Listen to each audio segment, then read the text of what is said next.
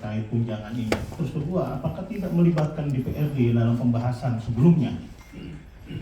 Nah, untuk kasus lain hari ini ada sekitar 5 tersangka yang hadir. Nah, baru 1 yang di depan ini. Bagaimana dengan 3 lagi yang terindikasi pertama dalam kasus DPR, pengadaan di DPR. Yang menariknya hari ini, Hipi Hidupati sebagai kepala kabak pengelolaan rumah jabatan itu ketika diperiksa tadi didampingi sampai ke atas di lantai 2 oleh pengacaranya.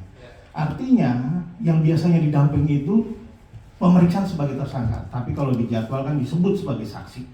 Apakah memang Hipi Hidupati ini hari ini berpotensi akan ditahan? Karena pemeriksaannya saksi sekaligus tersangka. Terus kedua juga ada Dirut Taspen tadi yang juga sempat didampingi tapi nggak naik, artinya masih dalam kapasitas tersangka. Dari 5 ini sebenarnya hanya Pak Ahmad ini di depan atau memang habis ini nanti ada penahanan Hipi Hidupati misalkan.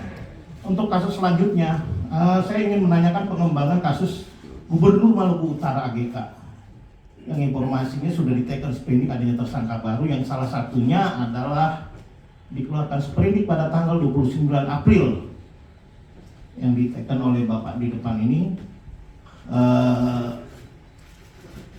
yaitu salah satunya adalah Imran Yakub, Kepala Dinas Pendidikan Maluku Utara.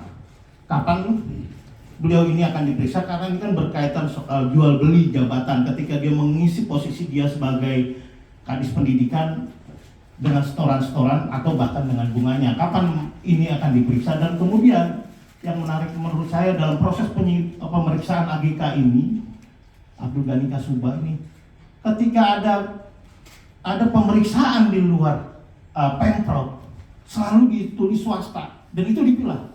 Untuk PT ini nama ada, tapi ketika ada nama Harita itu swasta ditulis. Oh, semuanya padahal kita tahu ini Pejabat Harita tapi ditulisnya swasta. Tapi untuk CV lain ditulis lengkap. Ini tolong ditertibkan untuk hal-hal kayak gini. Nggak lucu gitu loh. Nggak lucunya dalam artian apa? Orang ngerinya ngelihat bukan tebang pilih, tapi pilih tebang gitu loh. Tolong ditertibkan untuk hal-hal kayak gini, jangan menjadi menarik perhatian yang tadinya nggak tahu dibuka kayak gini jadi tahu gitu loh. Nah, untuk bagaimana terus KPK juga telah menetapkan kasus pengadaan kapal Skippy barusan kemarin. Yang menarik itu yang diperiksa adalah mantan Direktur KPK Muhammad Sigit. Ini lucu nih. Muhammad Sigit itu Direktur LHKPN, terus diperiksa dalam pengadaan patroli cepat yang saya rasa itu dari 2019 sudah diumumkan siapa tersangkanya gitu. Tapi kenapa baru sampai detik ini masih lama gitu loh? Apa memang ada kendala dalam pengembangan kasus pengadaan kapal cepat? Kalau bahasanya sekarang dirubah jadi Skippy gitu loh. Dulu kan patroli cepat 16 unit, kan ada bea cukai dan ada di KKT. Nah, yang berjalan sekarang ini kan yang bea cukai, pengadaan patroli cepatnya. Nah, pertama apa kendalanya, terus kemudian apa peran dari seorang Muhammad Sigit selaku Direktur KPK yang diperiksa kemarin. Dan hari ini ada Heri Arbain, itu sebuah orang termasuk analisis perkapalan yang cukup ternama di daerah Batam, itu diperiksa. Itu kapasitas dan apa memang ada keterlibatannya atau memang KPK juga sudah menetapkan tersangka korporasi dalam kasus ini.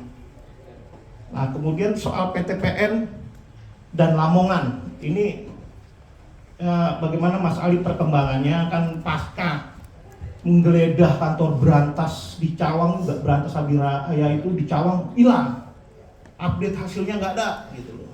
Apa di Berantas semua itu update-nya jadi hilang juga gitu loh kan. Jadi tolong diberikan seimbang ketika yang lain ada update-nya, kasus yang ini juga ada update-nya gitu loh. Jangan jadi barometer, termometer, anggot-anggotan. Kalau padas ya disebut, kalau lagi adem nggak disebut gitu. Jadilah termometer atau barometer, pilih aja. Jadi jangan sampai jadi perhatian publik. Ya itu aja Mas Ali, terima kasih.